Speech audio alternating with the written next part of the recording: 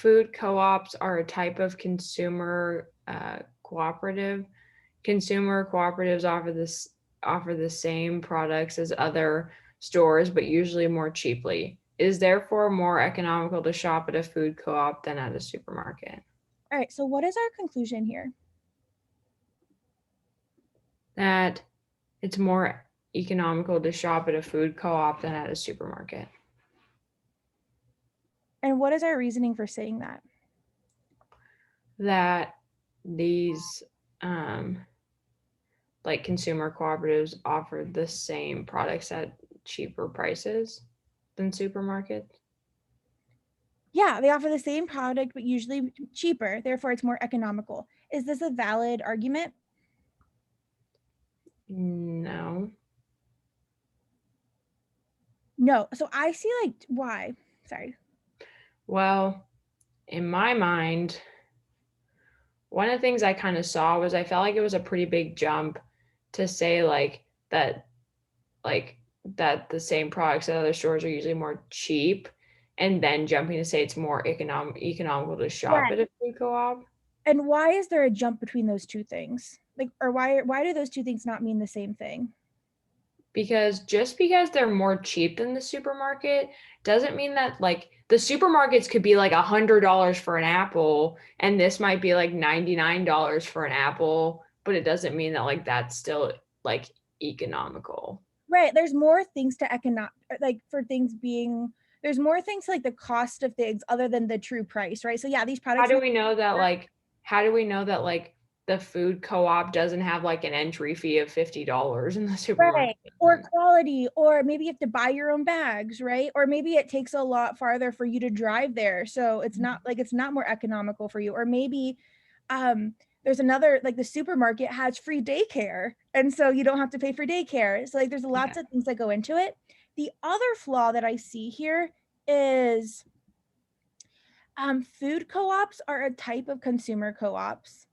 And then it says that consumer co-ops usually are cheaper. But does that mean that every single consumer co-op is cheaper? No, like we don't, maybe food co-ops are the one that are not. I didn't even notice that one. Yeah, that makes sense. So I feel like this is kind of like a part or a hold apart flaw too. Mm-hmm. All right, so we're gonna look for these two flaws as we read them. So let's go What's ahead. the second type of, or like the flaw I found? What would that be called, like considered? I think this would call some not an official word, but like maybe like switching of terms Gotcha. or jumping terms. Okay. All right, so let's go ahead and start with A. Okay. By that line of reasoning, we could conclude that people who own sports cars are much or use much more gallons in their car or wait, whoa. Who own sports cars use much more gasoline in their cars than people who own other types of cars, since sports cars can use more gallons per mile than most other cars. This is the one I picked, but I see that this is wrong because I feel like the flaw in this is like maybe like over generalization. Yeah, they say that like people use more gasoline in their cars because you use more per mile. The flaw here is we don't know how much each person is driving. Yeah, so that's wrong. Yeah. All right. What about B? By that line of reasoning, we could conclude that it is better to buy frozen vegetables than fresh vegetables, since fresh vegetables are more expensive than frozen vegetables and spoil more quickly.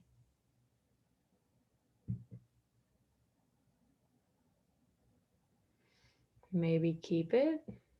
I don't like this one because I don't think that's the same kind of reasoning. And it does give us two reasons why frozen is better. Okay. We don't, up above, we don't say one is better than the other. We just say like it is cheaper, therefore it's more economical. We're here it's saying like, hey, according to this person, it's better to buy frozen vegetables fresh because of these two reasons. Yeah. And I don't see a switch of terms either. And I don't see like us going from like, oh, we're talking about we use consumer co-ops to justify food co-ops. I don't see any jump like that either. I gotcha.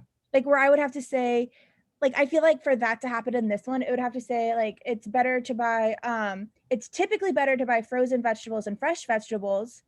Or like, or no, wait, since it's typically better to buy frozen vegetables than fresh vegetables, corn, frozen corn is better than fresh corn. Mm-hmm. I feel like that would be more what resembling our flaw. Okay. All right. What about B? Or C, I'm sorry. By that line of reasoning, we could conclude that a person who rides a bicycle causes more pollution per mile traveled than one who rides a public bus, since bicycling is a private means of transportation and private means of transportation tend to generate more there we go. More pollution. I would like to flag this one. Okay, let's flag this one and go on to D. By the line of reasoning, we could conclude that more people must be shopping at health food stores than ever before, since people tend to choose healthful food over unhealthful food, as long as the unhealthful food tastes at least as good, and healthful food today is better tasting than ever. I don't like that one. Yeah, why don't you like it? Because it's not really exhibiting the same flaw to me. It's just saying that like more people are shopping at these type of stores, but it's giving like it's just not giving good reasons for why, but it's not necessarily having like the part to whole flaw. There's no part to hold or hold to part flaw here. Hold the part flaw. And it is, but it does have a, like, it's not it, but it does have a gem where it says people tend to choose helpful food over unhelpful food, as long as the helpful food tastes at least as good. And helpful food, like we don't say like, oh, people are more likely to shop at the cheaper option as long as it is like the same quality of food. Mm-hmm. Right. And then what Also, about, test masters always said like if not to immediately cross it out, but sometimes if a question has like in these kind of questions has the same like like oh my gosh like topic? yeah, to kind of like raise your eyebrows a little bit. Because people will be like, oh, that's talking about the same thing, that's probably the answer. Yeah, he was saying yeah that it's rarely ever the right one. E, by that line of reasoning, we could conclude that the best way to lose weight is to increase one's consumption of artificially sweetened foods, since artificially sweetened foods have fewer calories than foods sweetened with sugar, and excessive calorie intake contributes to weight gain.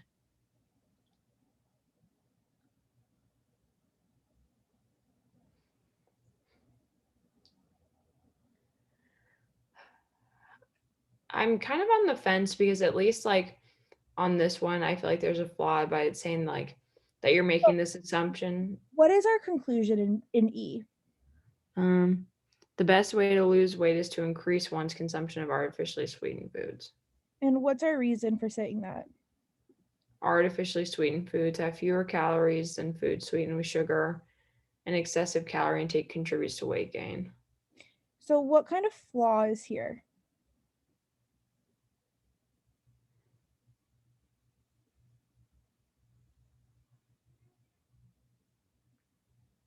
Would it be overgeneralization? Yeah, I call it like a relative flaw where we're saying like artificial sweetener compared to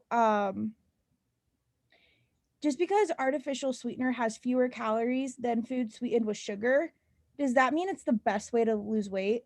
Like No, couldn't my thought was like if you're like it doesn't talk about like in the conclusion about like ways to decrease calorie intake, and like you could just be eating artificially sweetened foods all day and that doesn't mean that you're in a calorie right. deficit. Yeah, so this is what we call like a relative versus absolute flaw, where relative, like yes, artificially sweetened foods is lower than calories relative to sugar, but that's not absolutely sure that artificial sweetener doesn't have many calories. Mm-hmm. And we don't have a relative absolute flaw going on in our argument. Mm-hmm. So it's not E. So let's go back to C and figure out why this one's right. So what's our conclusion in C? That a person who rides a bicycle causes more pollution per mile traveled than one who rides a public bus. And then our support for that is Bicycling is a private means of transportation, and private means of transportation tend to generate more pollution. Um, I would say it's more like exhibiting the second flaw that we talked about, mhm, because it's not really like a hold apart flaw, but I think what it's saying is like we kind of have this same jump of like, we don't know that like maybe private means of transportation like of a single car generates more pollution, but that doesn't mean that anything, well, I guess it is hold apart, because basically you're generalizing to like our that, whole. or part of the whole, that any like single like private means of transportation, Yep, our whole is private means to transportation. and then the um And what's like our part? that it generates more pollution. No, what is our part of the whole? So our whole is the private means of Like uh bicycling. yes. And then so when we talked about things being cheaper up above, that's parallel to the pollution per mile. What is the flaw again? The cheaper one? What is that called? I just called it like switching of terms. Which Okay. maybe here that's not even what they focused on. So maybe here they let you make that assumption, but I love how critical you were of that, where you're like, I'm gonna like pay attention to that too. Okay. But yeah, this is saying like just because it's a like private means of transportation doesn't mean that it's like generating more solution, because maybe like some private means of transportation do, but that doesn't mean that all private means of transportation do. Right. Like this is like saying like most Americans are rich, therefore Joe is rich. Since Right. he's an American, yeah. Yeah. Like we can't make like just because most of them are that way or Americans tend to be well off compared to the rest of the world, that doesn't mean every single one of us is well off. And that's the same kind of jump that we're making in this argument. Okay. That